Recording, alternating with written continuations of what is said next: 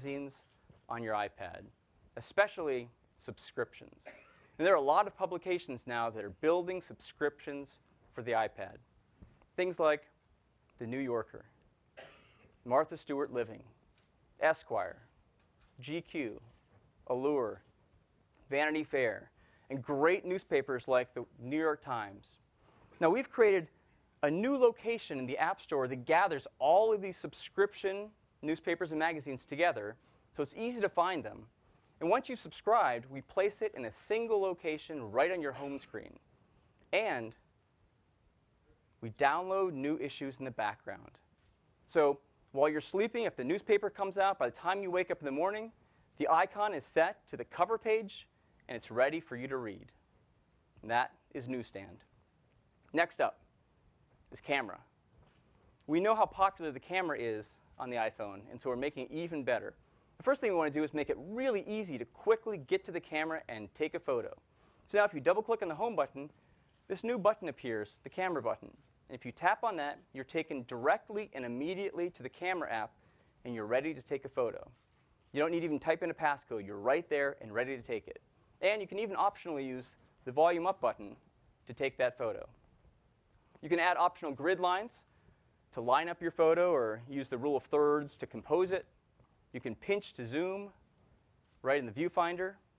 You can put your finger down and hold it on a given location, and it'll set the auto exposure and autofocus lock to that point. Now, this is a really advanced feature of a camera made simple on the iPhone. Once you've taken your photos, you can now edit them right on your iOS device as well. You can crop and rotate. You can remove red eye. You see there's red eye in here with a single tap. It's removed. And you can do one-tap enhance. And this goes beyond just red eye removal, but will actually pull things out of the shadow, improve skin tones, and just generally make your photo look better. So some great enhancements to photos and camera. Next up is Game Center. Game Center has only been out for about a year, and it's been a huge hit. We already have more than 67 million people signed up using Game Center. But we're making it even better. We're adding photos, so you can see your friends. We're adding achievement points, so you can compare how you're doing against your friends. We're giving friend recommendations, so you can find other people to play games with and against. And game recommendations. So it's easier to find that new game that you didn't know about, but you're going to love it. And there's more. And that's Game Center.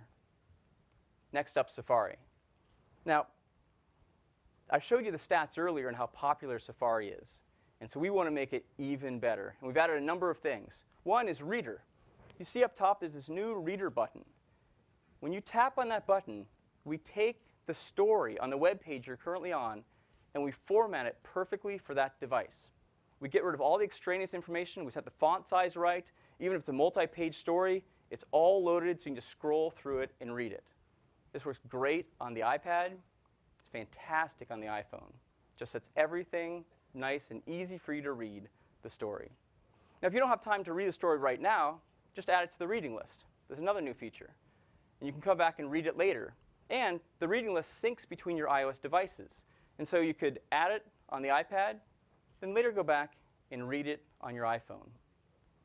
This next feature is one of my favorites, and it's tab browsing. We have added full tab browsing to the iPad. And it makes it really easy to quickly switch between websites, compare them. And I have to say, it's changed the way that I browse the web now on my iPad. So some great enhancements to Safari. Next up is Mail. We've made Mail better in a number of ways. We've added rich text formatting, so you can set bold, italic, underline, control the indentation, drag addresses between the to, CC, and BCC. You can flag messages. In addition to searching the from, to, and subject, you can now search the entire body of a message, including messages back on the server that aren't even on your iPhone. And for the iPad, we have a nice one where you can just swipe to get to the inbox very quickly in Portrait and dismiss it. It's really nice. So some nice enhancements to Mail. Next up is PC free. Now, it used to be the case that to own an iOS device, you had to own a computer. Because the first thing you had to do is plug into a computer. But we have a lot of customers that they just want to buy an iPhone or an iPad as their only device. And that is now possible with iOS 5. Now, You take it out of the box, it looks like this. You set it up, and you're good to go. There's no need for a computer. And we've gone beyond that. We've added support for wireless updates. And so now you can stay up to date on the most recent software without using a computer. You can do it all wirelessly.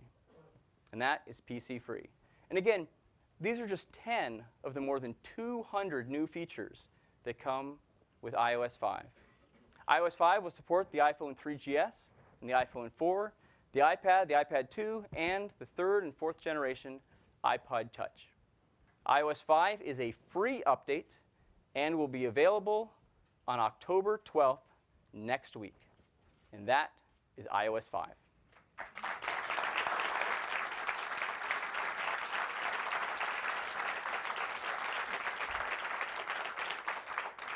To walk you through iCloud, I'd like to invite up Eddie Q.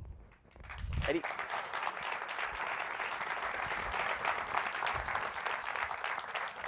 Thanks, Scott. It's great to have everyone here at Apple today, and I want to talk to you about iCloud. So iCloud stores your content and wirelessly pushes it to all of your devices. We've integrated it right into our apps so that everything happens automatically. So let's say I'm on my iPhone, for example, and I take a photo. iCloud saves it right to our cloud and automatically pushes it to all of our devices. There's no syncing, there's nothing new to learn, it just works. And iCloud is free. So let's start by talking about music, photos, and documents. First, iTunes in the cloud. So over 1/3 of the music we sell on the iTunes Store is purchased directly on iOS devices. This means our music is now on multiple devices, and keeping it in sync can be frustrating. Well, now, when I'm on my iPad in the iTunes Store, I'm looking at the Beatles 1 album, and I buy it. It starts downloading to my iPad, but at the same time, it also downloads to my iPhone, and it downloads to iTunes on my Mac and PC. There's no syncing. It's that simple.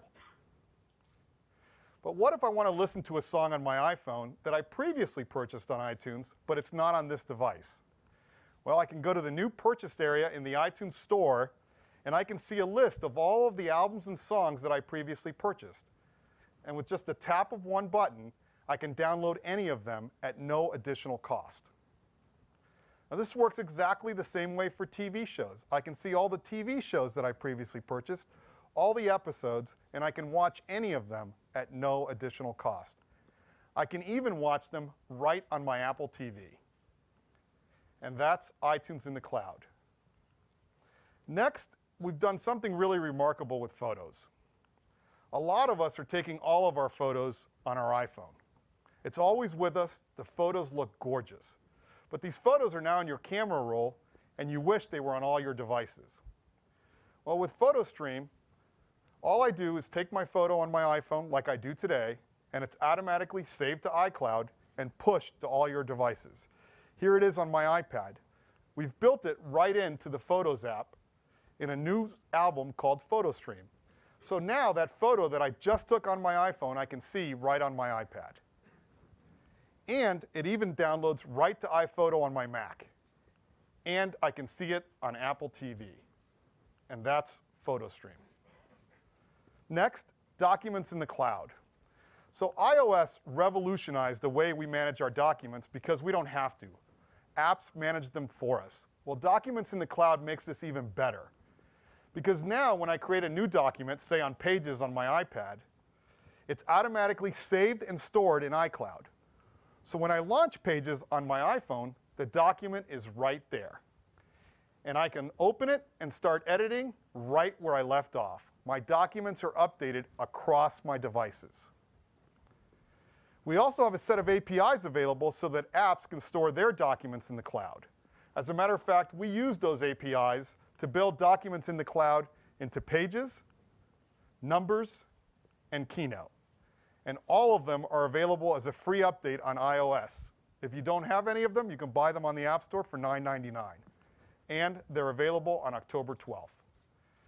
And that's documents in the cloud. So iCloud, it includes iTunes in the cloud, PhotoStream, documents in the cloud, but it's a whole lot more than that. Just like music, when you purchase an app on one device, it's automatically downloaded to all of your devices. And you can go to the purchased area and see all of the apps that you previously purchased, and you can download any of them at no additional cost. Like apps and music, books works exactly the same way. You buy a book on your iPad, you start reading it, you go to your iPhone, and you open the same book and start reading right where you left off. Another feature of iCloud is backup. iCloud does a daily backup of your most important data from your iOS devices. So when you get a new device, you can easily restore it right from iCloud. Contacts, updated across all your devices. Add a new contact, change a phone number on one device, it's updated on all your devices. Calendars work exactly the same way. Your calendars are updated across all your devices. You can even share calendars with other iCloud users. Mail, you get an ad-free me.com mail account that pushes mail to all of your devices. Find My iPhone is also a part of iCloud. It lets you easily locate your iPhone, your iPad, and your iPod Touch. And now it even lets you locate your Mac. Now, Find My iPhone is really great, but what if you could find your family and friends? Well, today we're announcing a new app called Find My Friends. And when you launch it, you see a list of your family and friends that are sharing their location with you. So now when I'm in Disneyland, for example, I can easily see where my family is.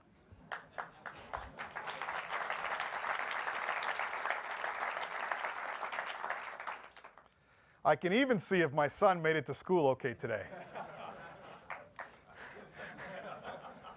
I'm sure that wasn't him. Now that's great, but sometimes you just want to share your location for just a few hours or a day. Well, creating a temporary event is really easy. Let's say I'm going to have a picnic at the beach. I'm going to invite 3 of my friends to share their location with me, but I'm going to say that location sharing ends on Saturday at 7 p.m. So now when we get to the beach, we can easily find each other throughout the day, but at the end of the day, location sharing just stops automatically. So Find My Friends. Easily locate your friends and family. Temporary sharing option. Simple privacy controls, so you can turn off your location sharing with just one switch. And parental restrictions, so that parents can restrict their kids from turning off Find My Friends. And they can decide who follows them. And that's Find My Friends, and all of this is part of iCloud. iCloud is free for iOS 5 users and macOS 10 Lion users. It comes with unlimited free storage for your purchased music, TV shows, apps, and books, and 5 gigabytes for your mail, documents, and backup. Now that's plenty of room for most people, but if you want more, you can easily upgrade right on the device. Now, a really great add-on to iCloud is called iTunes Match. And before the iTunes Music Store, we acquired our music in a lot of different ways. CDs, for example. What if we could give all of that music the same benefits as the music purchased from iTunes? Well, in order to do that, we've got to get all that music to iCloud. Well, it turns out it's probably already there, because as Tim told you, we have the largest music store in the world with over 20 million songs. So rather than take every song in your iTunes Music